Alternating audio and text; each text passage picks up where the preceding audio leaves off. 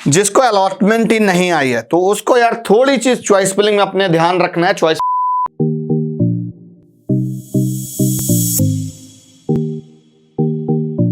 Hello everyone, तो यार आज की इस वीडियो में हम लोग बात करने वाले हैं यूपीएसडब्ल्यूई के बारे में। बिकॉज राउंड 1 का रिजल्ट तो यार 2 बार आउट हुआ, बीच में काफ़ी कुछ डिस्टर्बेंस भी रहा, कट ऑफ्स अपडेट हुई।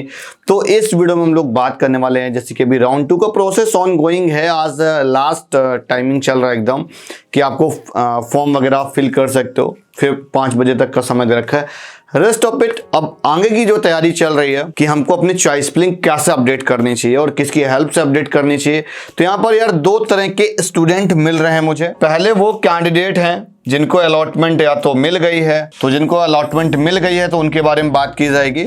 दूसरे नॉट अलॉटेड। नॉट अलॉटेड के साथ में मैं बोलूंगा कि कुछ ऐसे भी हैं जिनको अलॉटमेंट आ गई थी, उन्होंने लीव कर दी। कुछ ऐसे भी हैं जिनको अलॉटमेंट आ गई थी, वो 20,000 ऑन टाइम पर पे नहीं कर पाए। कल ही एक बच्चा मिलकर गया हुआ, उसके साथ भी ऐसा हुआ था, उसको कॉलेज अलॉटमेंट आ गई थी, 20,000 पे नहीं कर पाया समय पर।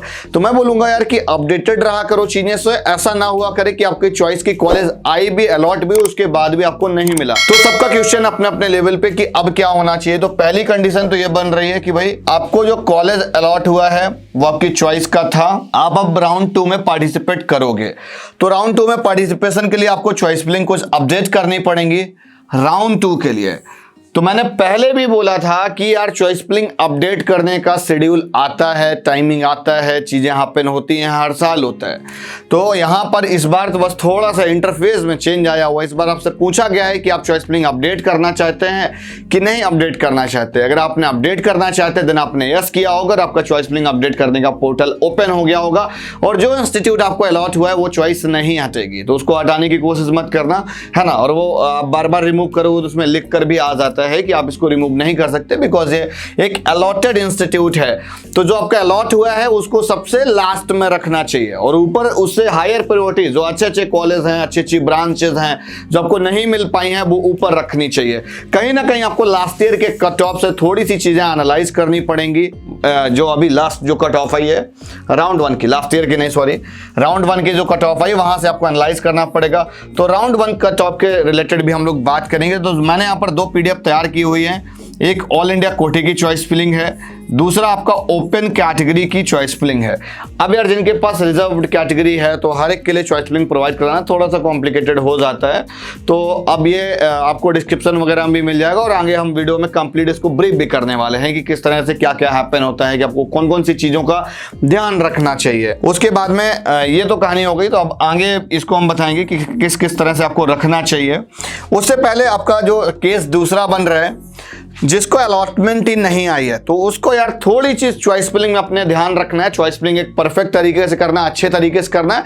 अगर आपको चॉइस फिलिंग अभी भी समझ में नहीं आ रही है तो नंबर दे रखा है डिस्क्रिप्शन पर, कॉल करो और अपनी चॉइस फिलिंग आप वहां से ले सकते हैं। उसके बाद में because of wrong choice filling, तो अब जो तीसरा केस बन रहा है, ये तो दूसरा हो गया कि अलॉट ही नहीं हुआ था। तीसरा वो कि यार जो आपने चॉइस फिलिंग रखी थी वो गलत थी और अलॉटमेंट आई और आपने लीव कर दी। लीव करने वाला एक केस बन रहा है, ठीक है ना। तो आपने लीव कर दी है तो देन जो अलॉटमेंट आई है तो आपने लीव कर दी तो आप काउंसलिंग से विड्रॉ हो गए डायरेक्टली वे पे। अब वो कब आपको आगे कौन से राउंड में आपको इंटर करने के लिए अलाउ करते हैं उसके लिए आपको थोड़ा सा वेट करना पड़ेगा, आगे आपको पार्टिसिपेट करने के लिए मौका देंगे।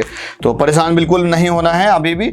और उसके बाद 4th केस जो बनता है कि 20,000 का जो फीस नहीं पे कर पाए हैं तो वो भी कहीं ना कहीं विड्रॉ कर गए हैं, तो वो भी आगे की काउंसलिंग में पार्टिसिपेट नहीं कर सकते हैं। तो अब आगे यहाँ पर देखो 2 कंडीशन जनरेट हो सकती है। हो सकता है मे बी पॉसिबिलिटी अभी 2 दिन है, कुछ नोटिस वगैरह ऐसा आ जाए, अब गारंटी नहीं दे रहा हूं, मे बी ऐसा हो सकता है नोटिस आ जाए कि आपको अलाउ कर दे कि आप भैया पार्टिसिपेट कर सकते हैं, कि आप अपनी चॉइस फिलिंग अपडेट वगैरह कर सकते हो, या जो भी प्रीवियस चॉइस फिलिंग है उसी को कंसीडर करते हुए आपको अलॉटमेंट दे दे। तो थोड़ा सा अपने डैशबोर्ड में अपडेटेड रहना। सच कोई रूल नहीं है, वैसे तो रूल होता है कि आप विड्रॉ कर जाते हैं काउंसलिंग से और सारे लोग विड्रॉ भी कर गए हैं। अभी भी समय है, आज 23 है, देन कल 24 और 25 इवनिंग तक का हमको चॉइस फिलिंग अपडेट करने का समय दिया गया है। उसके बाद में हमारा जो फ्लोट हो गया है तो उनके लिए गोल्डन अपॉर्चुनिटी के तौर पे मैं बोलूंगा कि वो अपनी ब्रांच अपग्रेड कर सकते हैं। बहुत अच्छा मौका है, वो अपनी ब्रांच अपग्रेड कर सकते हैं। उसके बाद में ये कुछ डॉक्यूमेंट्स रिक्वायर्ड हैं जो कि आपको रिपोर्टिंग के टाइम पे ध्यान देना होता है। कुछ ऐसे भी लोग हैं जो रिपोर्टिंग ही नहीं करने गए हैं। तो मैं बोलूँगा यार कि आपने जब फ्रीज कर दी थी सीट, अब रिपोर्टिंग से फ्रीज वालों को करनी थी। जब फ्रीज कर दिया उसके बाद रिपोर्टिंग नहीं की तो जो 20,000 जमा था उसके लिए आप क्लेम भी नहीं कर पाओगे रिफंड के लिए। पहला चीज तो ये, ठीक है। और दूसरा ये कि आपका जो सीट मिला था वो सीट भी चली गई, तो आपके पास कोई ऑप्शन ही नहीं बचा। आप जिन्होंने रिपोर्ट कर गए होंगे बहुत अच्छे से, यस कर दिया, फॉर एग्जांपल उसने रिपोर्ट किया होगा तो उसको सीट फ्रीज हो गई, इट्स मीन उसका एडमिशन हो गया, अब उसको आगे का कुछ भी प्रोसेस नहीं करना है। अब जस्ट वो वेट कर रहा है कि अपनी क्लासेस कब से स्टार्ट होंगी। तो 10th 12th की अब आगे के लिए भी मैं बोलूंगा कि जिनका भी राउंड 2 में अलॉटमेंट आता है तो उनके लिए सारे डॉक्यूमेंट्स रिक्वायर्ड मस्ट है। 10th 12th की मार्कशीट ओरिजिनल आपको कॉपी ले जानी पड़ती है। अगर आपके पास कोई कैटेगरी है तो उसका ओरिजिनल चाहिए होगा। अगर आप डब्ल्यू सीट अलॉट हुआ है तो इनकम भी आपसे मांगेंगे। अगर आपने 10th 12th यूपी से नहीं कर रखा, अगर आप यूपी के डोमिसाइल के लिए क्लेम कर रहे हो तो उसके लिए आपका यूपी का सर्टिफिकेट लिया जाएगा। अदरवाइज इनकम कास्ट डोमिसाइल आपका स्कॉलरशिप के टाइम पर नीड पड़ता है। उसके बाद आधार कार्ड हो गया, ड्रॉप ईयर सर्टिफिकेट हो गया, एक तरह का ये एफिडेविट लगता है। उसके बाद में करेक्टर सर्टिफिकेट हो गया, जेई स्कोर कार्ड और एडमिट कार्ड हो गया, और उसके बाद में आपका ये हो गया। और आपका इसके साथ साथ जो आपने चॉइस फिलिंग की थी वो आपको चॉइस फिलिंग लेटर चाहिए होगा, और जो आपको अलॉटमेंट आई थी वो अलॉटमेंट लेटर चाहिए होगा। तो ये सारी चीजें वहां पर रिक्वायर्ड होती है, देन आपकी फिजिकल रिपोर्टिंग हो जाती है। अब हम थोड़ी सी बात करने वाले हैं, थोड़ा सा यार मैंने डेटा प्रिपेयर किया हुआ है, जैसे कि मैंने बात की यहाँ पे, है ना, ये ऑल इंडिया कोटे का डेटा है, ठीक है, आप इसको देख सकते हैं अच्छे से। ऑल इंडिया कोटा का डेटा है और देन ये आपका स्टेट कोटे का डेटा है।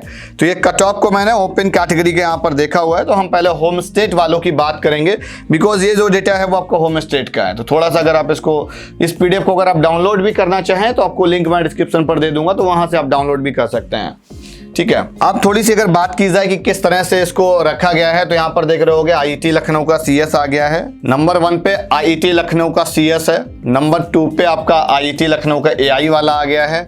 नंबर 3 पे आपका सेल्फ फाइनेंस सीट आ गई है। नंबर 4 पे आपका आ गया है केएनआईटी सुल्तानपुर का सीएस। अब यार बड़ी अंडरस्टूड सी बात है कि सेल्फ फाइनेंस वाली जो सीएस वाली सीट है वो भी बहुत ज़्यादा डिमांडिंग रही। अब उसके लिए अगर आप कट ऑफ देखोगे 36,000 तक गया था, 28,725 तक गया था, और ये 23,532 तक गया था। तो मैं बोलूँगा जितने भी लोग यार ये हैं और जिनकी भी रैंक 30,000 के अंदर है, ठीक है, तो वो एक बार HBTI जरूर ट्राई करें, ठीक है। दूसरा ये कि जोसा की काउंसलिंग भी उनके लिए बहुत ज़्यादा इंपॉर्टेंट रहेगी, ठीक है। उसके बाद में आपका केएनआईटी सुल्तानपुर का सीएस हो गया, वो आपका 39,000 तक गया हुआ है। उसके बाद में आपका बीआईटी झांसी का सीएस हो गया, वो आपका 46,000 तक गया हुआ है। उसके बाद में आपका 6 नंबर पर केएनआईटी सुल्तानपुर का आईटी आ गया है, 4812 तक गया हुआ है। उसके बाद में बीआईटी झांसी का आईटी आ गया है। तो आप पैटर्न देख रहे हो कि आपने अगर इस तरह से कुछ परफेक्ट चॉइस फिलिंग की होती तो आपको बहुत अच्छे से अलॉटमेंट आई होती। यहाँ पर आप देख रहे होगे सीएस का पैटर्न है कंप्लीटली। देन फिर यहाँ से जो रिपीटेड डेटा है सीएस है, फिर आईटी है, फिर आईटी है, फिर उसके बाद में आपका जेएसएस यहाँ से देखो प्राइवेट का स्टार्ट हो गया थोड़ा सा। अगर आप देखोगे तो 50,000 के बाद में प्राइवेट की तरफ आप लोग मूव होने लगे थे कहीं ना कहीं। मैं बोलूंगा कि यार अगर आपको इतनी रैंक पे जेएसएस में सीएस मिल जा रही तो उससे मच बेटर है कि आप सीएस भी राउंड में ट्रिपल आईटीज वगैरह में ईसी ऑप्ट कर लो, बिकॉज वो आपके लिए ज्यादा बेनिफिशियल रहेगा, आपके लिए भी और आपके फ्यूचर के लिए भी। अगर आपको वहां पर आईटी भी मिल जाता है, सीएस के साथ में कुछ स्पेशलाइजेशन भी मिल जाता है। अब मैं ट्रिपल आईटी मणिपुर की बात नहीं कर रहा हूँ, भागलपुर हो गया, भोपाल हो गया, ऊना हो गया, धारवाड़ हो गया, रांची हो गया, कल्याणी हो गया, और आपका सूरत हो गया, पुणे हो गया, वडोदरा हो गया, इन सब में से अगर ट्रिपल आईटी में से अगर आपको मिल जाता है तो सबसे अच्छा चांस होगा आपके लिए। और अभी भी यार जोसा का सारा प्रोसेस चल रहा है, अगर आप उसके उन सारी चीजों को लेकर अवेयर नहीं है तो मैं बोलूंगा जरूर पार्टिसिपेट करिए। कोई आपसे फीस वहां पर चार्ज नहीं होती है, एक तरह का गवर्नमेंट पोर्टल है। दूसरा चीज, अगर आप जेएसएस का थोड़ा सा AIML देखोगे 58,000 तक गया हुआ है। और यार देखो 60,000 तक तो मेरा भी प्रेडिक्शन था कि जाना ही जाना है। उसके बाद में डेटा साइंस आप देखोगे 65 तक चला गया है। उसके बाद में आपका आईटी 69,000 तक गया हुआ है, ठीक है। और उसके बाद में आपका AKG का देखो सीएस आ गया। तो मैं बोलता हूं कि हमेशा जेएसएस के बाद अजय कुमार गर्ग का मैं नाम लेता हूं, ठीक है। तो यहां पे अगर हम बात करें कि यार देख रहे होगे कहीं ना कहीं 12 नंबर पे AKG का सीएस आया हुआ है 81,000 तक, ठीक है। और ये सारे ओपन वाले हैं, तो मैं बोलूंगा इसके लिए तो मान लीजिए कहीं ना कहीं ठीक है, बिकॉज हाईली रिस्क पे भी रहेगा, तो एज एन बैकअप ये मेंटेन करके भी रखे अपना। और उसके बाद में गलगोटिया से CS 90,000 तक गया हुआ, थोड़ा सा एक्सटेंडेड रहा है। कोर CS ब्रांच है होम स्टेट कोटे का, ओपन कैटेगरी का। आप लोग यार प्रीवियस मेरी वीडियोस एक बार जरूर जाकर कट ऑफ जरूर मैच कर लेना, तो एक आपको आइडिया लग जाएगा प्रेडिक्शन के हिसाब से कि जो प्रेडिक्शन की गई थी वो कितने हद तक ठीक है। काफी लोग बोल रहे थे क्या सर NIT वाली कट ऑफ दे रहे हैं क्या, तो आप देख सकते हो JSS वगैरह की कितनी हाई कट ऑफ गई थी यहाँ पे। हाँ, अब जो भी आपका अलॉटमेंट आई हुई है एक्सटेंडेड थोड़ा सा डेटा पे, वो आपके GL बजाज की है, गलगोटिया की डिजाइन की है, और थोड़ा सा ABS की कट ऑफ थोड़ी सी एक्सटेंड की गई है। और जो काफी लोगों ने AIML फिल कर दिया था, कोर AIML, तो वो आइडिया नहीं था, मैंने यहाँ पर कोर AIML नहीं रखा है, माइनर डोमेन वाला स्पेशलाइजेशन है, ठीक है, तो माइनर वाला यहाँ पे रखा हुआ। 94,000 तक आपको मिल जा रहा था।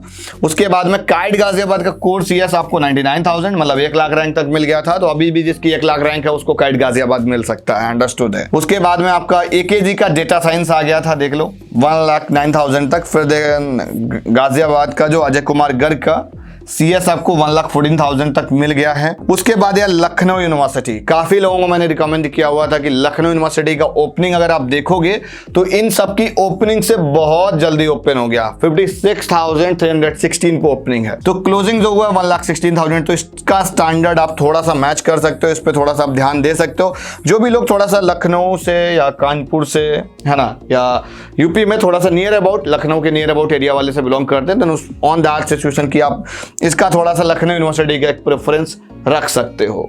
उसके बाद अगर हम बात करें थोड़ा सा AKG को लेकर, तो AKG में हमारा CS और IT वाला है 1,20,000 तक मिला हुआ है, तो जिनकी भी 120 आई हुई है तो उनको भी अभी एक्सटेंड करने का मौका मिल जाएगा, अभी आगे भी कट ऑफ्स एक्सटेंड होंगी, ठीक है। तो ये AKG तक आई थिंक समझ में आ गया होगा। फिर और आगे की कुछ कट ऑफ्स हैं वो मैं आपको दिखा देता हूँ। इसी तरह से आपको ऑल इंडिया कोटा पर भी हैं और हर एक कैटेगरी पर भी हैं, तो इसको अगर आप कंप्लीटली देखोगे तो काफी चीजें आपकी क्लियर हो जाती हैं कि जो ब्रांच वाला पैटर्न रखना है वो हमको किस बिहाफ पर रखना चाहिए। उसके बाद में गलगोटिया का आपका CS AIML है 1,20,000 तक गया हुआ है। अब उसके बाद में आपका काइट गाजियाबाद का AIML आया है, तो मैं हमेशा बोलता हूं कि गलगोटिया हमेशा ऊपर रहता है, तो देखो गलगोटिया का CS भी हमेशा ऊपर था और काइट गाजियाबाद का उसके बाद आया हुआ है। उसके बाद लखनऊ यूनिवर्सिटी का जो AIML था, तो यार ये भी काफी हद तक टक्कर दे रहा, 1,29,000 तक यहाँ पर मिला हुआ है।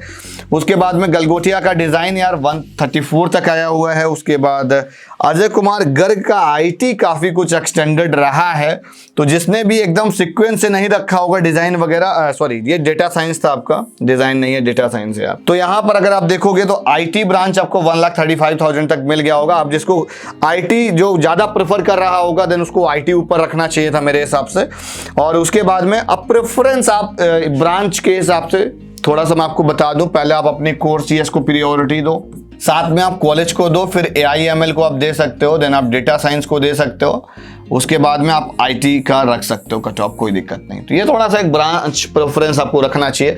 अब ऐसा नहीं है कि पहले आप JSS के केस में तो आप ऐसे कर सकते हो कि आपने JSS फिल किया और देन आपने सारी ब्रांचेस फिल आउट कर दी।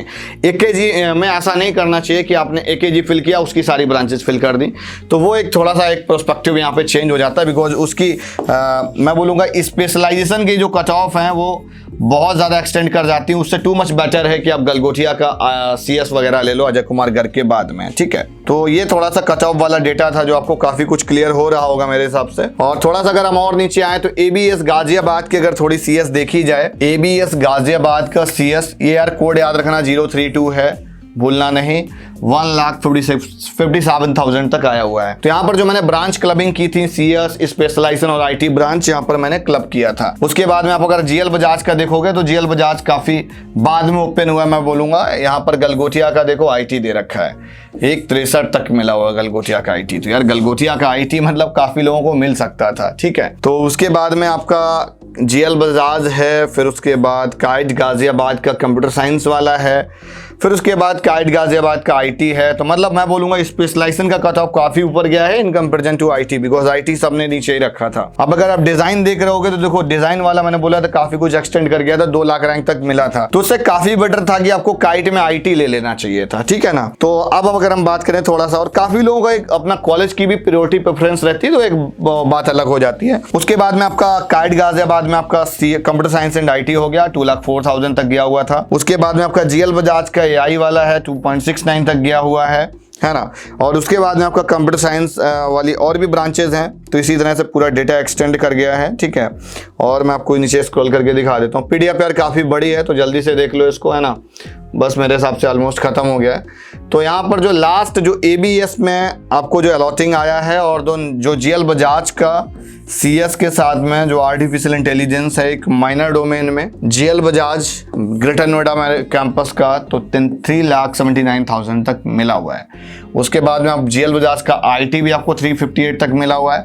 ABS गाजियाबाद काफ़ी कुछ एक्सटेंडेड रहा है in comparison to GL Bajaj.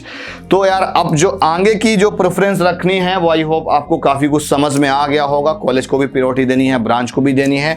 अगर आपको बिल्कुल भी कुछ भी आइडिया नहीं है कि किस तरह से प्रेफरेंस करनी चाहिए, क्या काउंसलिंग करनी चाहिए, आपकी रैंक 5 लाख है, अब जो काउंसलिंग का थोड़ा सा जो रोल बचा हुआ है, 5 लाख रैंक है, 3 लाख रैंक है, आपको कॉलेज नहीं मिल पा रहा है, 4 लाख रैंक है, आप जनरल हो, 6 लाख रैंक है, 7 लाख रैंक है, तो उस केस में मैं बोलूँगा कि आपको हमारी एक्सपर्ट गाइडेंस की अभी भी नीड है और आगे 4th राउंड के पहले तक अलॉटमेंट एक बार कराई जा सकती है।